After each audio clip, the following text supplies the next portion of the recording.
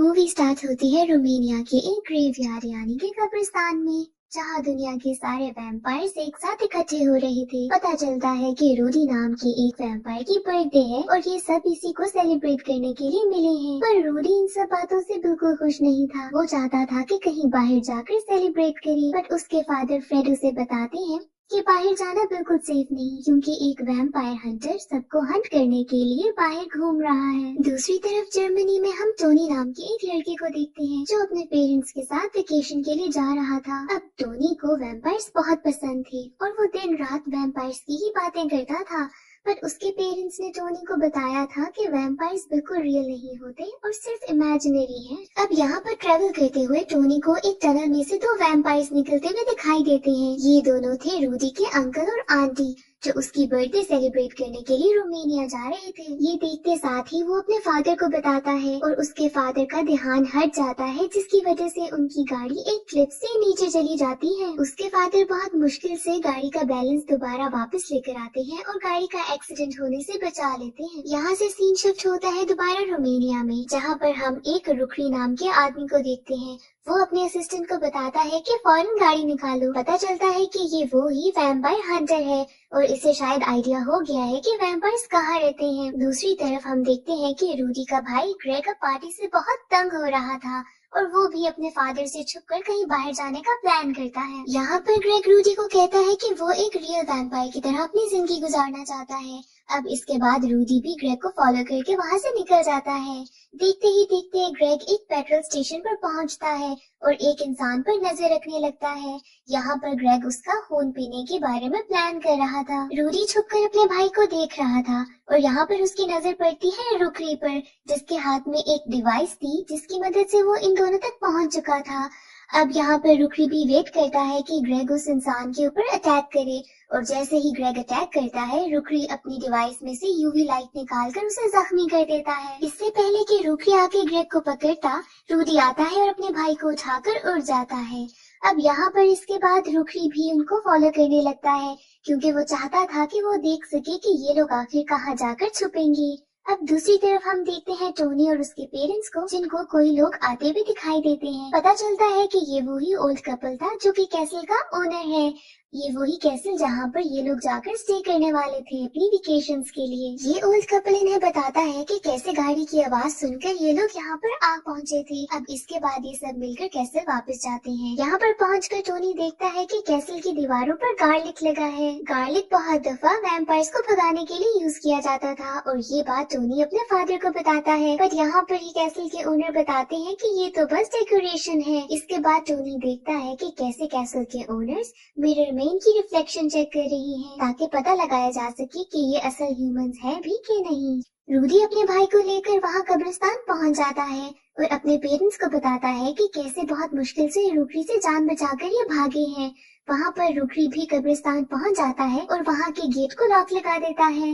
अब यहाँ पर रूडी के फादर सब गेस्ट्स को बताते हैं कि इन्हें यहाँ से फौरन भाग जाना चाहिए। यहाँ से सिर्फ रूडी, उसके पेरेंट्स और एना ही भाग पाते हैं और गेट पर लॉक लगने की वजह से सारे गेस्ट वहीं पर फंस जाते हैं। रास्ते में इन लोगों को रूडी के अंकल आंटी मिलते हैं, जो बर्थडे सेलिब्रेट करने के लिए जर्मनी से आ रहे थे। ये लोग सब उनको रुकरी के बारे में बताते हैं, जिसके बाद अंकल आंटी उनको कहते हैं कि ये सब लोग जर्मनी उनके साथ चले, उनके साथ रहने के लिए। अब इतनी देर में रुकरी भी इनके पीछे आ जाता है और अपनी गाड़ी के ऊपर लगी हुई यूवी लाइट से फ्रेड को जख्मी करता है। रूडी अपने फादर को बचाता है और ये लोग भागने लगते हैं। अब रुकरी अपने असिस्टेंट से कहता है कि अपने पायलट दोस्त को कॉल करो ताकि वो एरोप्लेन में आए और इनको फॉलो करे। जल्द ही उसका फ्रेंड एक एरोप्लेन लेकर आ जाता है, जिसके बाद वो सब उनको फॉलो करने लगते हैं। अब यहाँ पर रूडी समझ जाता है कि ऐसे तो ये सब पकड़े जाएंगे, तो कुछ करना पड़ेगा। वो खुद को अपनी फैमिली से दूर कर लेता है, जिसके बाद रुकरी उसको फॉलो करने लगता है और ऐसे उसकी फैमिली आराम से बचकर भाग जाती है। रूडी छुपकर एक जंगल में चला जाता है, जिसके बाद रुकरी अपने असिस्टेंट के साथ एक पैराशूट से नीचे उतरता है ताकि वो रूडी को ढूंढ सके। अब यहाँ पर रूडी उड़ता हुआ एक कैसल के पास जाता है। ये वही कैसल था जहाँ पर टोनी रुका हुआ था।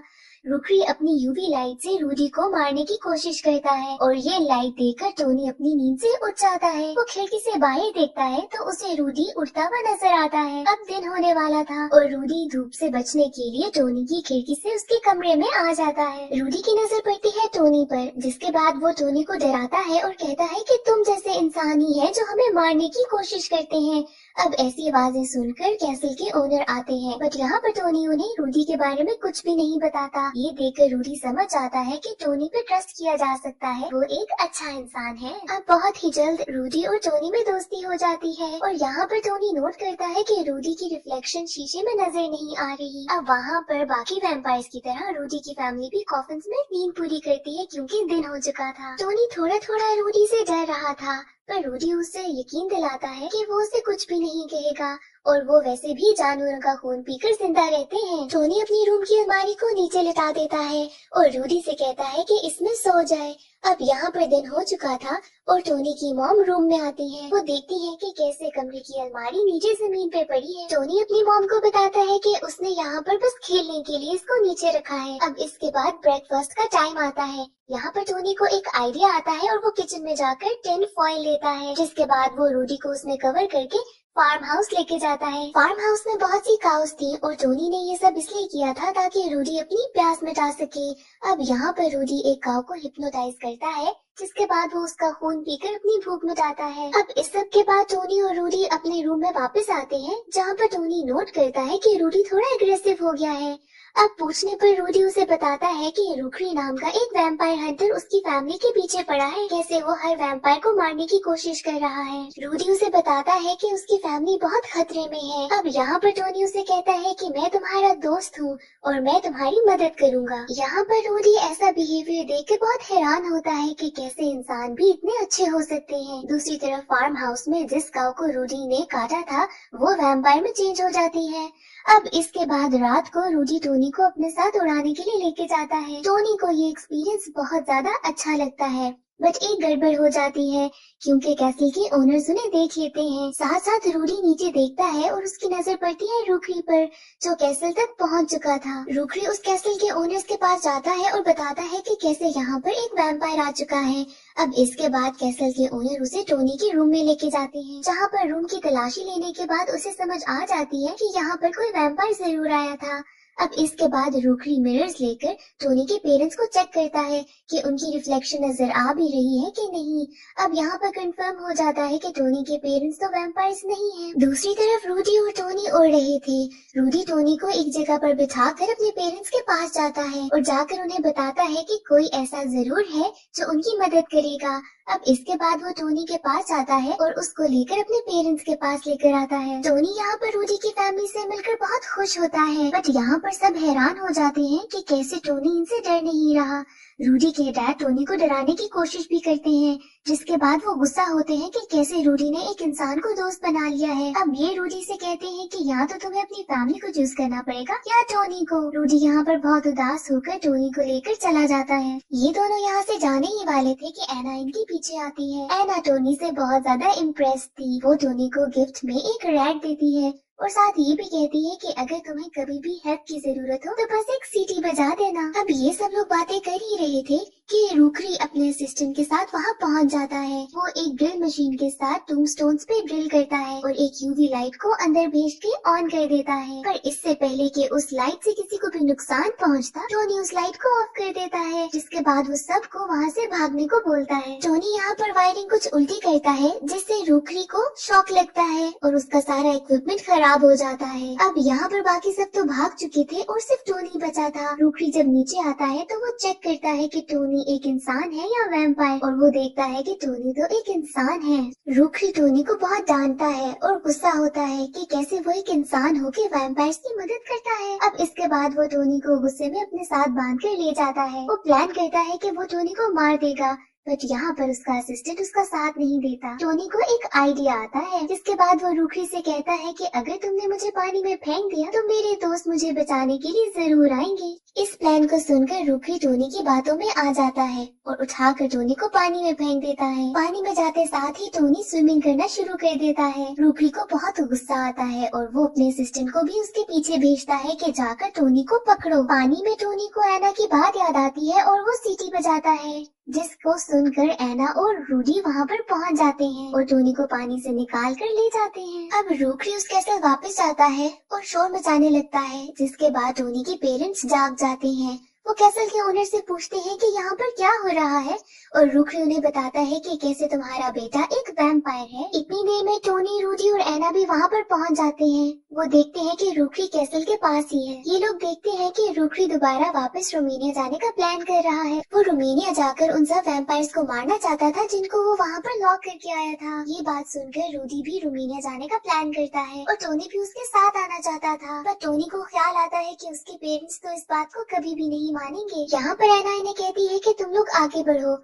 और वो टोनी के पेरेंट्स को जाकर हिप्नोटाइज करके रेडी कर लेती है, जिसके बाद वो टोनी के पेरेंट्स को अपने पेरेंट्स से मिलवाती है और उन्हें बताती है कि कैसे बस इनकी गाड़ी में हम लोग रोमानिया जा सकेंगे। जब रूडी और टोनी उड़ते हुए जा रहे थे तो वो देखते हैं कि वो काऊ जिसको रूडी ने वैम्पायर में चेंज किया था वो भी इनके पीछे पीछे आ रही है। अब दिन का टाइम शुरू होने वाला था तो टोनी, रूडी और उस काऊ को एक कब्रिस्तान में रेस्ट करने के लिए बोलता है। यहाँ पर रूडी टोनी को बताता है कि कैसे रूखी ने बाकी सारे वैम्पायर्स को लॉक कर दिया है और उसकी चाबी सिर्फ रूखी के पास है। इसके बाद टोनी रूखी को ढूंढने के लिए जाता है जो कि हाईवे में फंसी ट्रैफिक में फंसा था। टोनी छुपकर उसके ट्रक में बैठ जाता है और वहाँ पर उसको वो की भी मिल जाती है। अब यहाँ पर रूखी ट्रैफिक से निकलने के लिए एक शॉर्टकट लेता है, पर वो रास्ता इतना खराब था कि रूखी का ट्रक टूट जाता है। पर इससे पहले कि टोनी उस ट्रक से गिरता वो की ले लेता है। यहाँ पर टोनी बच जाता है और वहाँ पर रात होती है तो रूडी उस काऊ को लेकर उस कब्रिस्तान में जाने के लिए तैयार हो जाता है। अब हम देखते हैं कि रूडी अपनी वर्कशॉप पे जाता है और वहाँ पर अपने असिस्टेंट को एक नई मशीन बनाने के लिए बोलता है। अब यहाँ पर रूडी की नजर पड़ती है कि उसकी की मिसिंग है और वो समझ जाता है और फौरन उस कब्रिस्तान के लिए निकल पड़ता है। वहाँ टोनी भी उस कब्रिस्तान में पहुँच गया था और वो कोशिश कर रहा था कि किसी तरीके से सारे लॉक्स खुल जाएं, पर इससे पहले वो सारे लॉक्स खोल सकता वहाँ पर रूडी अपने असिस्टेंट के साथ पहुँच जाता है। वो टोनी को शूट करने वाला था बट वहाँ पर रूडी आकर टोनी को बचा लेता है। गुस्से में रूडी वहाँ दरवाजे पर एक बॉम्ब लगा देता है ताकि ये जगह हमेशा के लिए बंद हो जाए। अब रूडी और टोनी जब ये देखते हैं तो उस दरवाजे के पास आते हैं ताकि बॉम्ब को रोक सके, बट यहाँ पर टाइम बहुत कम था और ब्लास्ट हो जाता है। ऐसे में उस कब्रिस्तान की एक दीवार टूटती है और ग्रेग बाहर आता है। वो रूडी को बहुत मारता है। अब इसके बाद रूडी टोनी को ग्रेग से मिलवाता है। वो ग्रेग को बताता है कि कैसे टोनी उनकी हेल्प कर रहा है। अब इतने में वहाँ पर रूडी दोबारा आ जाता है और ये तीनों वहाँ से बचकर भागते हैं। टोनी उस वैम्पायर काऊ की मदद से उड़ने लगता है। रूडी और टोनी के पेरेंट्स आपस में मिलकर अपने बच्चों को बचाने के लिए यहाँ पे पहुँचने वाले थे।